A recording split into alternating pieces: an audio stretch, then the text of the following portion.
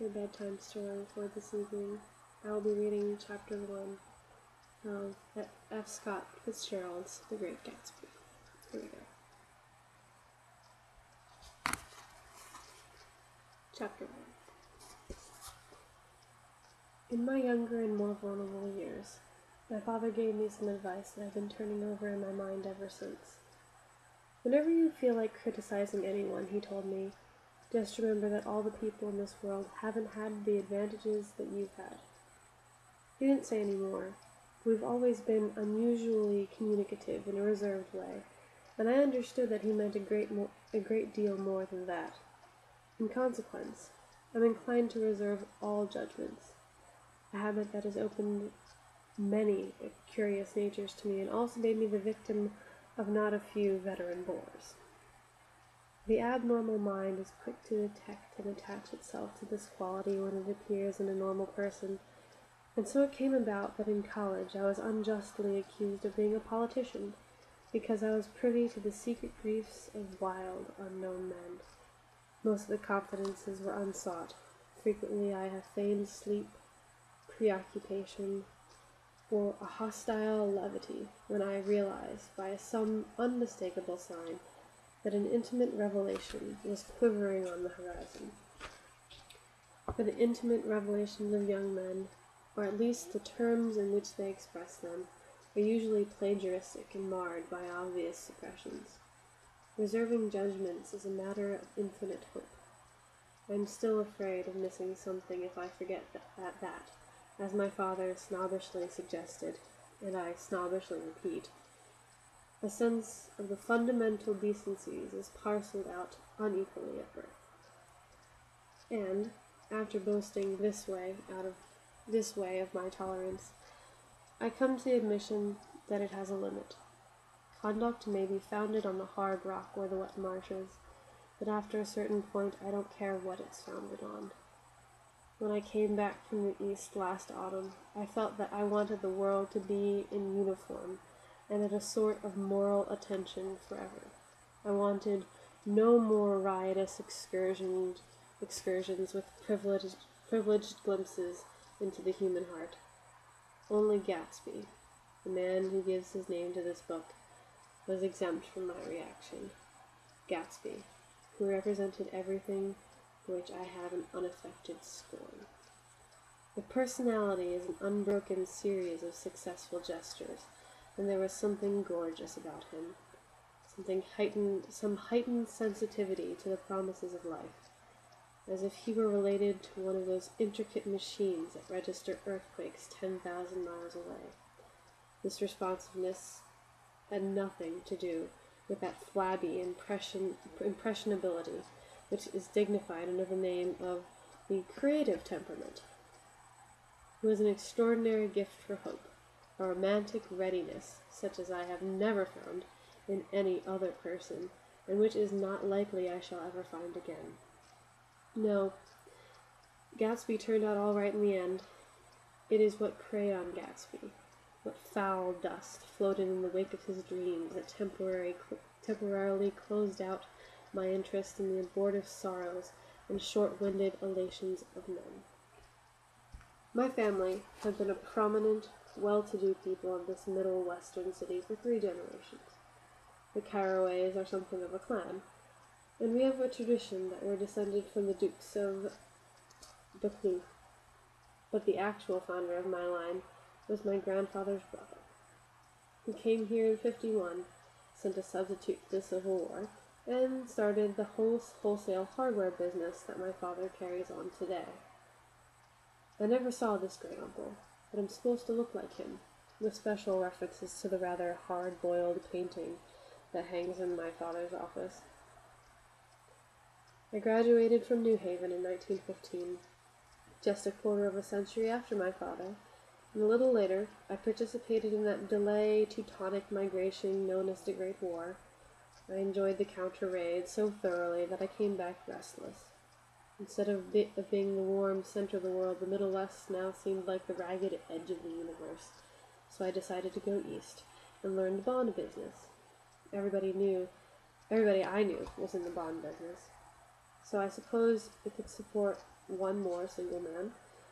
All my aunts and uncles talked it over as they were choosing a prep school for me, and finally said, "Why, yes," with hesitant grave,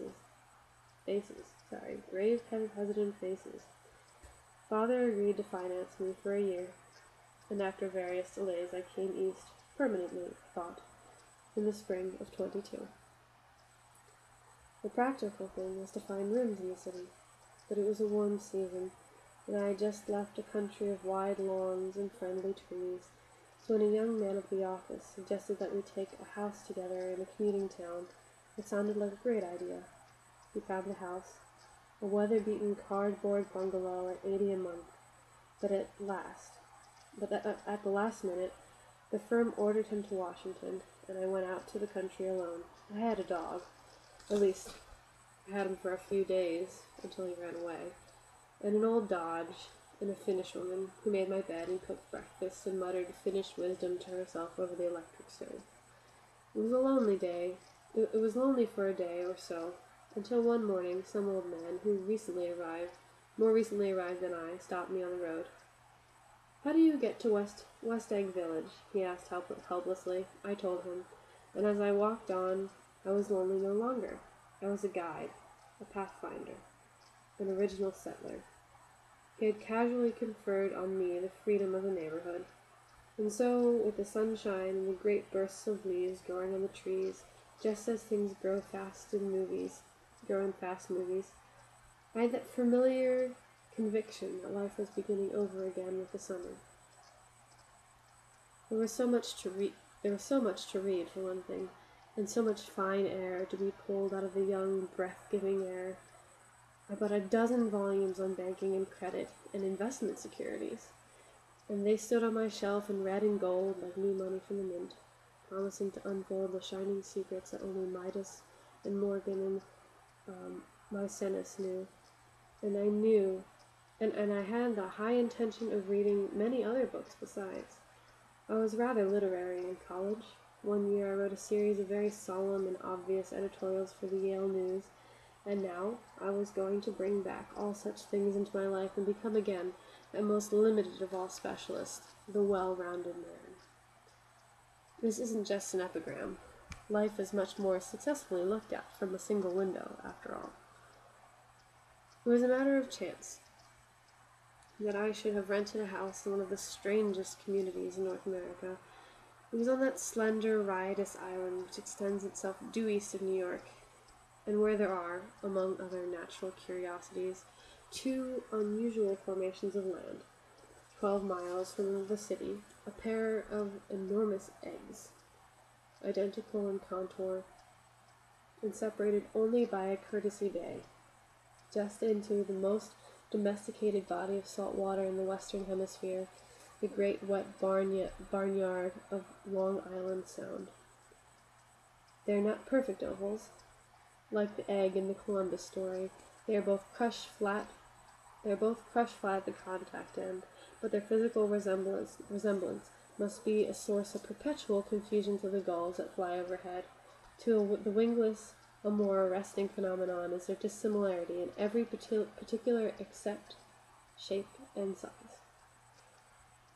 I lived at the West Egg, the less fashionable of the two, though this is the most superficial tag to express the bizarre and not a little sinister contrast between them. My house was at the very tip of the egg, only 50 yards from the Sound, and squeezed between two huge places that rented for $12,000 to $15,000 a season. The one on my right was a colossal affair by any standard. It was a factual imitation of some Hôtel de Ville in Normandy, with a tower on one side, spanking new under a thin beard of raw ivy, and a marble swimming pool, and more than 40 acres of lawn and garden. It was Gatsby's mansion. Or rather, as I didn't know Mr. Gatsby, it was a mansion, inhabited by a gentleman of that name. My own house was an eyesore, but it was a small eyesore, and it had been overlooked, so I had the view of the water, a partial view of my neighbor's lawn, and the consoling proximity of millionaires, all for $80 a month. Across the Courtesy Bay, the white palaces of fashionable East Egg glittered along the water, and the history of the summer really begins on the evening I drove over there to have dinner with the Tom Buchanans.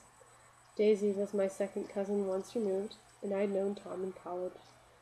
And just after the war, I spent 2 days with them in Chicago. Her husband, among various physical accomplishments, had been one of the most powerful ends that ever played football in New Haven, a national figure in a way. One of those men who reach such an acute limited excellence at 21 that everything afterwards savors of anticlimax. His family were enormously wealthy. Even in college, his freedom with money was a matter for reproach. But now he left Chicago and come east in a fashion that rather took your breath away. For instance, he'd bought a string of polo ponies from Lake Forest. It was hard to realize that a man in my own generation was wealthy enough to do that. Why they came east, I don't know.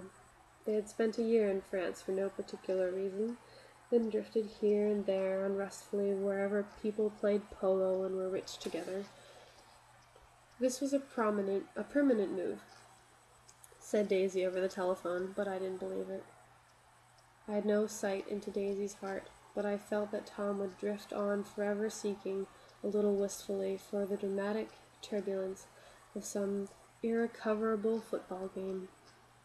And so it happened that on a warm, windy evening I drove over to East Egg to see 2 old friends whom I scarcely knew at all. Their house was even more elaborate than I expected, a cheerful red and white Georgian colonial mansion overlooking the bay. The lawn started at the beach and ran toward the front door for a quarter of a mile, jumping over sundials and brick walls and burning gardens. Finally, when it reached the house, drifting up the side in bright vines as though for the momentum of its run. The front was broken by a line of French windows, glowing now with reflected gold and wide open to the warm, windy afternoon, and Tom Buchanan in riding clothes was standing with his legs apart on the front porch. He had changed since his New Haven years. Now he was a sturdy, straw-haired man of 30 with a rather hard mouth and a supercilious manner.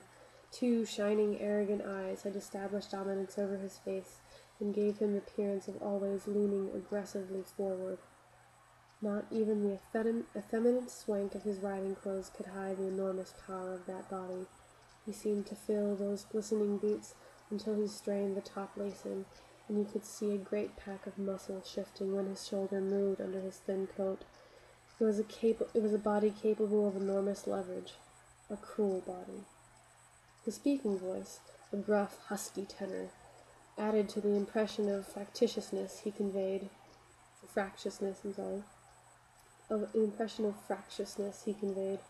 There was a touch of paternal contempt in it, even toward people he liked. And there were men at New Haven who hated his guts. Now, don't think my opinion on these matters is final, he seemed to say, just because I'm stronger and more of a man than you are.